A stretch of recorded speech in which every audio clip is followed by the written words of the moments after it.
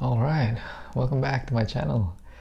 So tonight's reading will be from J.R.R. Tolkien. So there's this book called Tales from the Perilous Realm. And it's titled Roverandom. So, chapter 1. Once upon a time, there was a little dog, and his name was Rover. He was very small and very young, or he would have known better, and he was very happy, playing in the garden in the sunshine with a yellow ball, or he would never have done what he did. Not every old man with ragged trousers is a bad old man. Some are bone and bottle men, and have little dogs of their own, and some are gardeners, and a very few, are wizards, prowling round on a holiday, looking for something to do. This one was a wizard, the one that now walked into the story. He came wandering up the garden path in a ragged old coat, with an old pipe in his mouth, and an old green hat on his head. If Rover had not been so busy barking at the ball, he might have noticed the blue feather stuck in the back of the green hat, and then he would have suspected that the man was a wizard, as any other sensible little dog would. But he never saw the feather at all. When the old man stooped down and picked up the ball, he was thinking of turning it into an orange, or even a bone, or a piece of meat for Rover. Rover growled and said, "Put it down," without ever a please. Of course the wizard, being a wizard, understood perfectly, and he answered back again, "Be quiet, silly," without ever a please. Then he put the ball in his pocket, just to tease the dog, and turned away. I am sorry to say that Rover immediately bit his trousers and tore out quite a piece. Perhaps he also tore out a piece of the wizard. Anyway, the old man suddenly turned around very angry and shouted, "Idiot, go and be a toy." After that, the most peculiar things began to happen. Rover was only a little dog to begin with, but he suddenly felt very much smaller. The grass seemed to grow monstrously tall and wave far above his head. And a long way away through the grass, like the sun rising through the trees of a forest, he could see the huge yellow ball where the wizard had thrown it down again. He heard the gate click as the old man went out, but he could not see him. He tried to bark, but only a little tiny noise came out, too small for ordinary people to hear, and I don't suppose even a dog would have noticed it.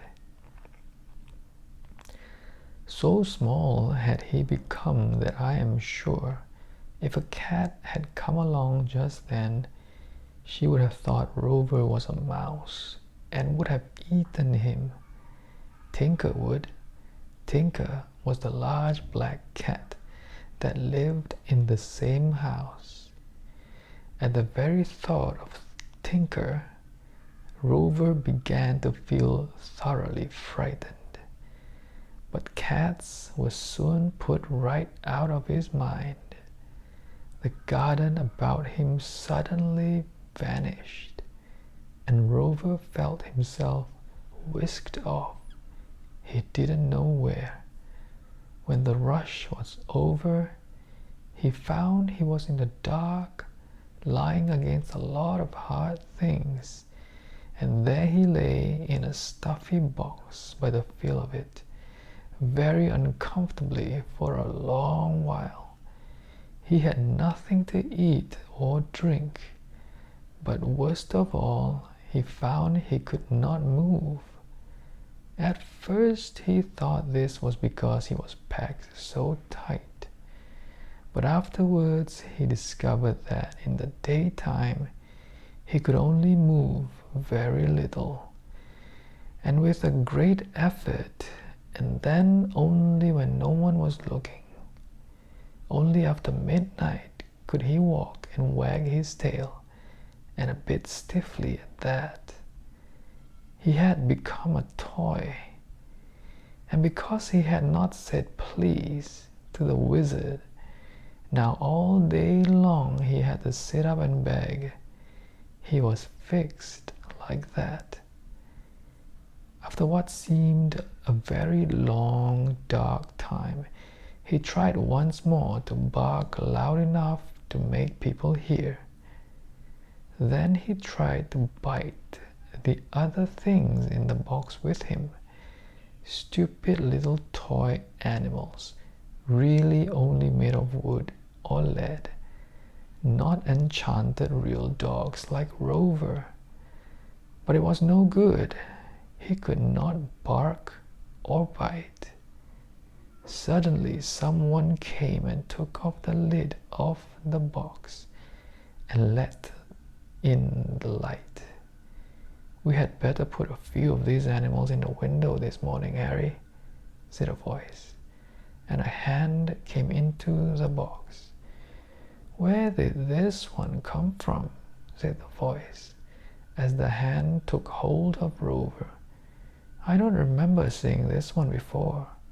It's no business in the threepenny box, I'm sure. Did you ever see anything so real looking? Look at its fur and its eyes." "Mark him 6 pence," said Harry, "and put him in the front of the window." There in the front of the window in the hot sun, poor little Rover had to sit all the morning and all the afternoon till nearly tea time, and all the while he had to sit up and pretend to beg, though really in his inside he was very angry indeed. "I'll run away from the very first people that buy me," he said to the other toys. "I'm real. I'm not a toy, and I won't be a toy. But I wish someone would come and buy me quick. I hate this shop, and I can't move, all stuck up in the window like this." "What do you want to move for?" said the other toys. "We don't. It's more comfortable standing still, thinking of nothing. The more you rest, the longer you live. So just shut up. We can't sleep while you're talking, and there are hard times in rough nurseries in front of some of us." They would not say any more, so poor Rover had no one at all to talk to, and he was very miserable and very sorry he had bitten the wizard's trousers. I could not say whether it was the wizard or not who sent the mother to take the little dog away from the shop. Anyway, just when Rover was feeling his miserablest, into the shop she walked with a shopping basket. She had seen Rover through the window and thought what a nice little dog he would be for her boy. She had 3 boys, and one was particularly fond of little dogs, especially of little black and white dogs. So she bought Rover, and he was screwed up in paper and put in her basket among the things she had been buying for tea. Rover soon managed to wriggle his head out of the paper. He smelled cake, but he found he could not get at it, and right down there among the paper bags he growled a little toy growl. Only the shrimps heard him, and they asked him what was the matter. He told them all about it and expected them to be very sorry for him, but they only said, "How would you like to be boiled? Have you ever been boiled?" "No, I have never been boiled, as far as I remember," said Rover, "though I have sometimes been bathed, and that is not particularly nice. But I expect boiling isn't half as bad as being bewitched." "Then you have certainly never been boiled," they answered. "You know nothing about it. It's the very worst thing that could happen to anyone. We are still red with rage at the very idea." Rover did not like the shrimps, so he said, "Never mind, they will soon eat you up and I shall sit and watch them." After that the shrimps had no more to say to him, and he was left to lie and wonder what sort of people had bought him. He soon found out. He was carried to a house, and the basket was set down on a table, and all the parcels were taken out. The shrimps were taken off to the larder, but Rover was given straight away to the little boy he had been bought for, who took him into the nursery and talked to him. Rover would have liked the little boy if he had not been too angry to listen to what he was saying to him. The little boy barked at him in the best dog language he could manage. He was rather good at it, but Rover never tried to answer.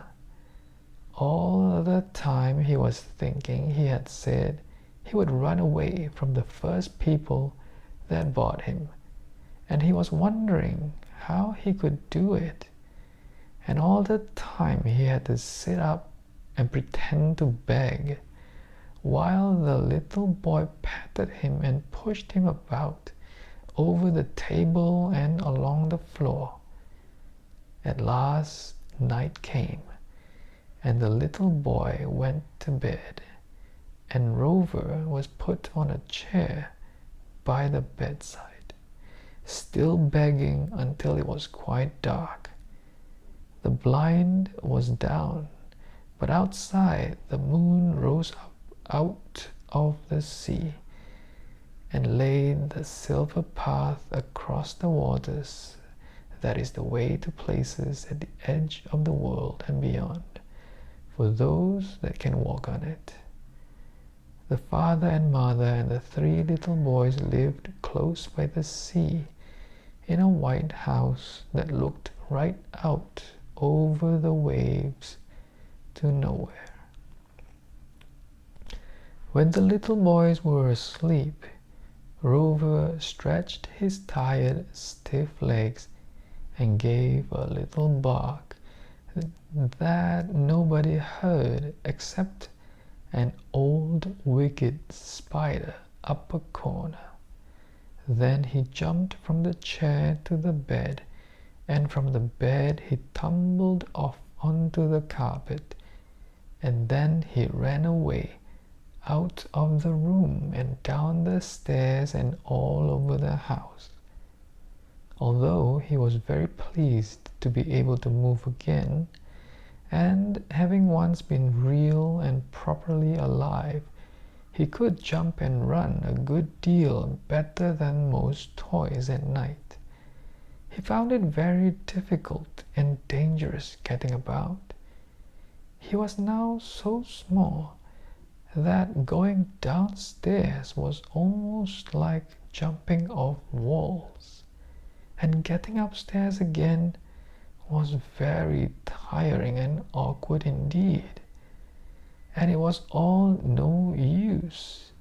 He found all the doors shut and locked, of course, and there was not a crack or a hole by which he could creep out.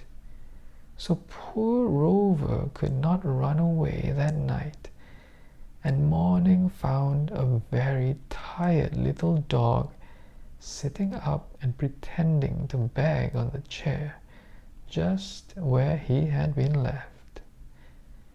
Wow, that was very interesting. I've never knew about this book before, and it was quite an interesting story about Rover the dog and his encounter with the wizard. Unfortunate encounter. Well, I hope you enjoyed that reading, and it's really late now. I've got to turn in. So if you do like this video, do give it a thumbs up and do share it with people who might enjoy this. So until then, I will see you in the next video. Goodbye.